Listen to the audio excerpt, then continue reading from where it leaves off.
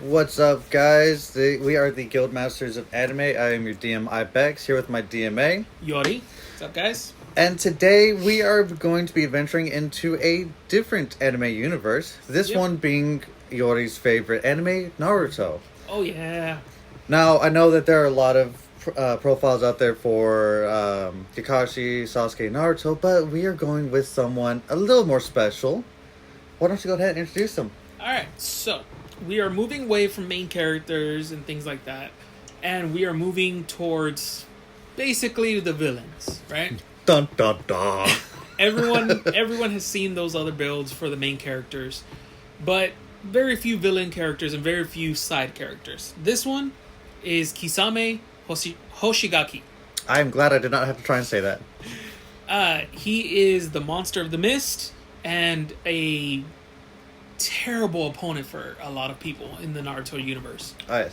Now, be forewarned, this one's going to be a little more complicated than our previous two builds, because you are going to be multi-classing into 3 separate classes. Yes. So again, this is a build up to level 20. This is just a guideline, recommendations. Yes. So you're going to take 9 levels of monk, 9 levels of fighter, and only 2 levels of cleric. Yes.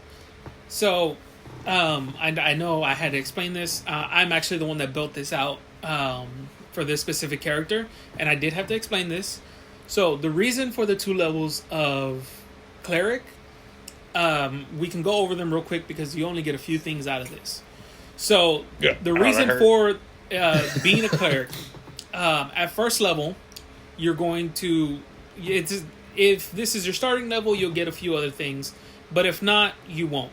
But what you're really here for is for level 1, you are going to take War Domain.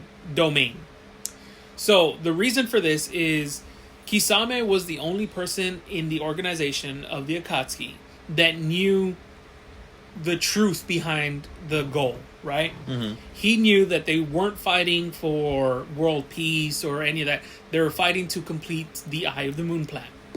Since he was the only one, War Cleric makes sense, right? He put a lot of faith into Tobi and Madara's plan, and he betrayed a lot of people. He hunted down a lot of people with the sole goal of obtaining their goals, not his own. Yes. Right? So, for me, War Domain made perfect sense for that. As a first level War Cleric, you're also going to get War Priest, which allows you to get in more attacks. So Kisame is a monster on the battlefield. He controls the battlefield, he controls the terrain, and the pace. And that's what you want to do. Yeah. So what this does is when you take the attack action, you can make one weapon attack as a bonus action. Mm-hmm. So. Say at level 2 of Cleric, you get your Town Divinity, which as a War Cleric, you get Guided Strike, which allows you to, when you make an attack roll, it adds a +2 bonus to that roll. +10. Sorry, +10. I was still thinking level 2 cleric. Correction, +10 to the roll, because how often do you see Kisame not hit? Exactly. So moving on to monk. Yes, this is one of the more extensive ones. Yes. So, as a monk, of course, you're going to get your unarmored defense, your key points, unarmored movements, all that jazz, all that good stuff. Mm-hmm. Especially that stunning strike. Stunning strike is phenomenal, and... Well, that's 5th level now. Well, yeah, they're taking 9 levels in monk. I know, but we always go down the list. Okay. So, at 3rd level, you get your, monastic tradition. Okay, I was about to say mosaics. I cannot speak today. There is something wrong you are going to take Way of the 4 Elements, specifically for those water abilities, because as everyone that's watched Naruto knows, Kisame is all about that water. He's basically a shark in human form. Exactly. He's a shark person. Exactly. Yeah. So, for him, it's all about those water jutsus, water abilities, straight water. Yes. Unfortunately, D&D does lack in water offensive abilities, which is why I chose to go the Way of the 4 Elements, right? Because they do incorporate water, and they do allow it to do some damage, right? So, when you pick this Menactric Edition, I can barely speak today, you're going to get Disciple of Elements. Obviously, you're going to go more towards the water ones, but you can also reflavor some of them. But by the time this is over, you're going to get 3 choices for your disciples. Again, choose the ones that really fit you, the ones that you want. But if you want to play Kisame as he is, you want the Shape of the Flowing River, which allows you to choose an area of water, and you can change it from ice to water, things like that. He has very great control of water. You're also going to get Water Whip, which lets you create a whip made of water so you can attack with it. Again, that's actually a jutsu too, so it fits perfectly. Yeah, there you go. And the last one is the Fist of Unbroken Air, which lets you fire off blast of compressed air to not only hurt your opponent, but push them 20 feet away. Now, if you want to stick to being Kisame, just reflavor this as compressed water balls that you're spitting out at them instead of compressed air. Yeah, makes perfect sense. Mm-hmm. Now, level 4, you get your slow fall and your ASIs, which we'll go over later. Yes. Level 5, get to what I was trying to talk about earlier. Of course, you get extra attack, but that's Stunning Strike. Yes. Because Kisame, he's considered the no-tail beast. Yeah. Well, is that how they said? It's the tailless tail beast. Tailless tail beast, thank you. Yep, no problem. Which means he hits hard, and when he hits you, you feel it, and there's a good chance you're not moving for a little while after he hits you. Yeah. One of his punches, it feels like a sledgehammer hitting you. You're not going to want to move for a while. No. At the very least, you have the wind knocked out of you, and we all know, when you get the wind knocked out of you, you're not moving until you breathe again. Exactly.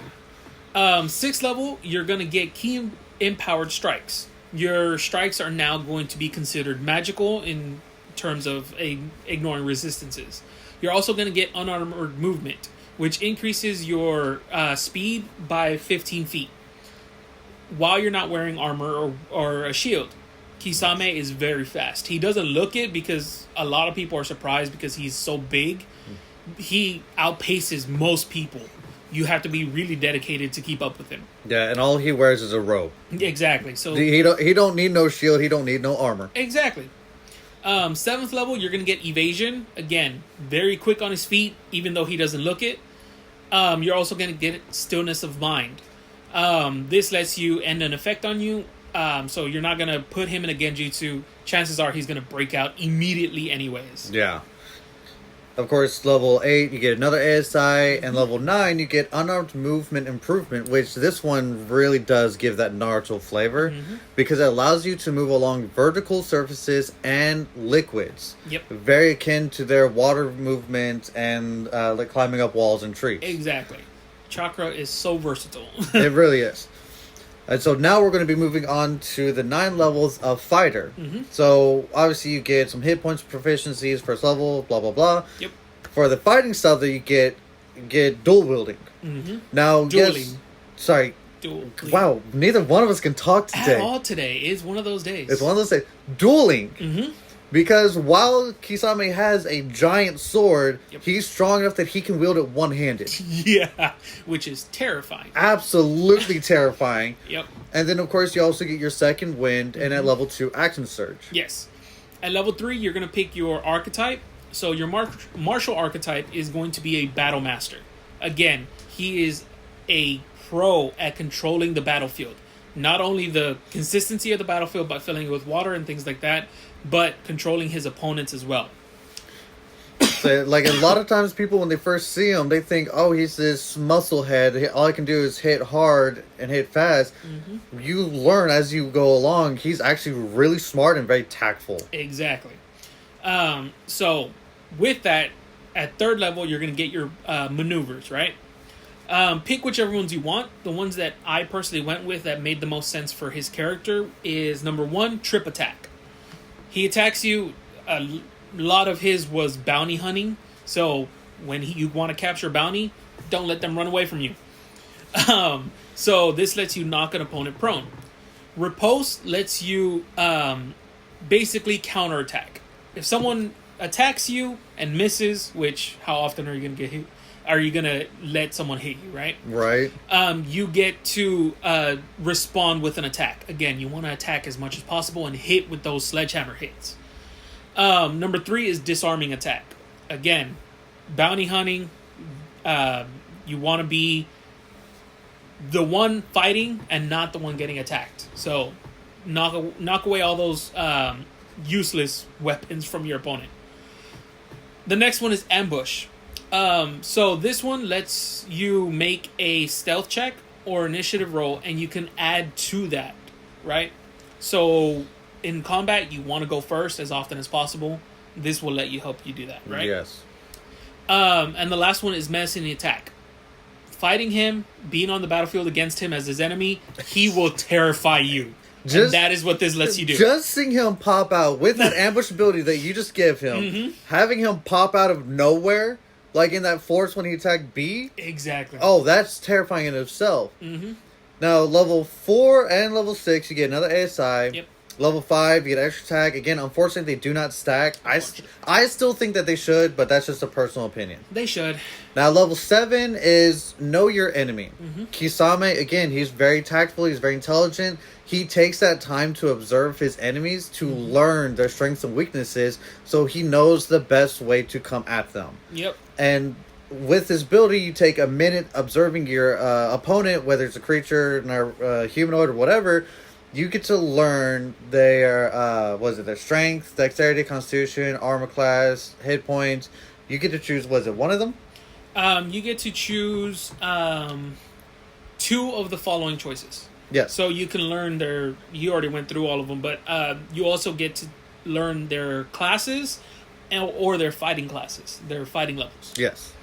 Again, reconnaissance, intelligence, he is a master of that as well. Knowing is half the battle. Exactly. And he was very good at what he did. Mm-hmm. So he always made sure he knew everything about his opponent before stepping against them and just beating them into the ground. Yes. Level 8 is another ASI.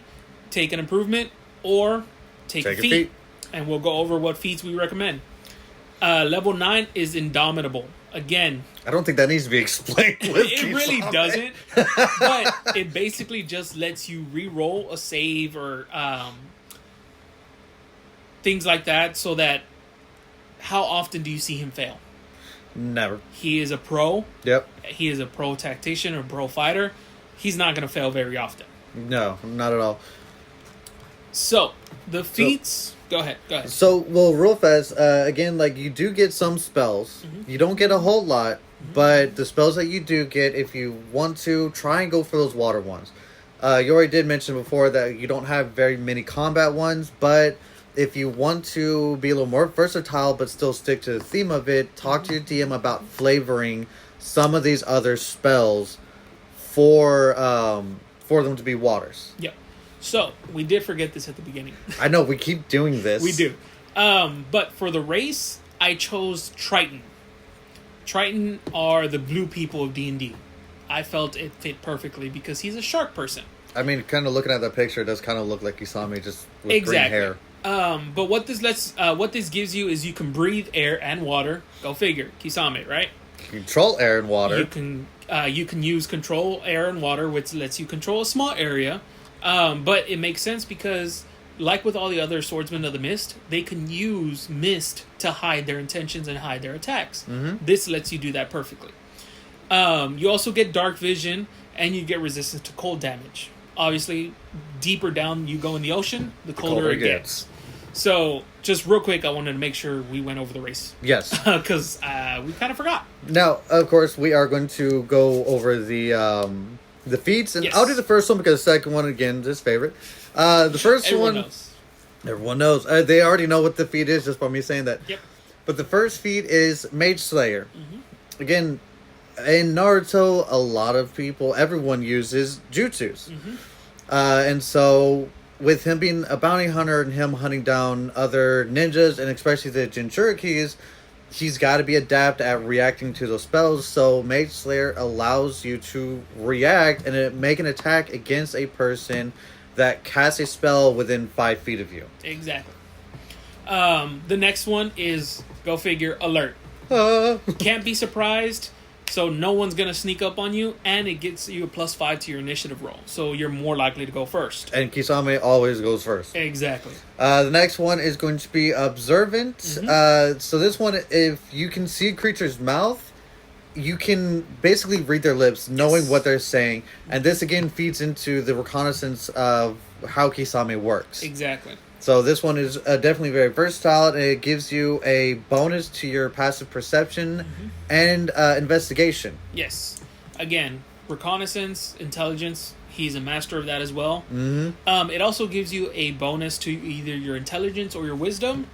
I suggest going your wisdom because that will up the saves of both your stunning strike and your elemental attacks. Yes. The last one is tough. Kisame took a lot of damage. He took a lot of punishment in all of his fights. And he still kept going. He is a very, very tough character, which means he has a lot of health. This gives you... the tough feat gives you a +2 to your health rather than a +1 for every level. Yep. And this works retroactively. So whenever you do take it, all the levels that beforehand... those get a bonus as well. Yeah, so basically once you get level 20, you have an additional 40 HP on top of what you already have. Exactly. The last thing I want to go over is this right here. So... I'm not going to try and pronounce that. Someone did take the time, and I felt that it was fairly balanced. It's a little bit overpowered, not too much, I don't think. So, someone made the time to homebrew Samehara into D&D. That is his shark skin blade. So, I don't think I have their name on here, unfortunately, but we will find it and we will put it at the bottom of the description so that you can look it up. And if your DM approves this, make sure you always talk to your DMs. If he approves you having the sword and playing as Kisame, you can go ahead and take a look at this and show it to them. Try and get it approved. I think that's it. That was all the way up to level 20. Yes. So also real quick, one thing we did forget. We forget a lot of things. Today's an off day for us. So the stats that you're going to focus mainly on are going to be, as you already said earlier, your wisdom to boost those saves for your stunning strikes and stuff like that. But also your strength. Yes. Those are your two main ones. Because Kisame is very strong. He is very hard. Yes. Now, if you get those up to max, you can start focusing on your dexterity and constitution. Yes. Your charisma and your intelligence, those will be your dump stats. Yes. Reason being, obviously, you don't need to be charismatic when everyone already runs away from you. Exactly. It's kind of hard to be charismatic when you're blue. That is true. But, alright guys, that is all that we have today. Please let us know what you think in the comments down below. And if you have an anime character that you want to see turned into a playable D&D character, let us know down in the comments below. We will be checking those comments, and if we do see any suggestions, we will make those for you and post a video. So until then, take it easy and...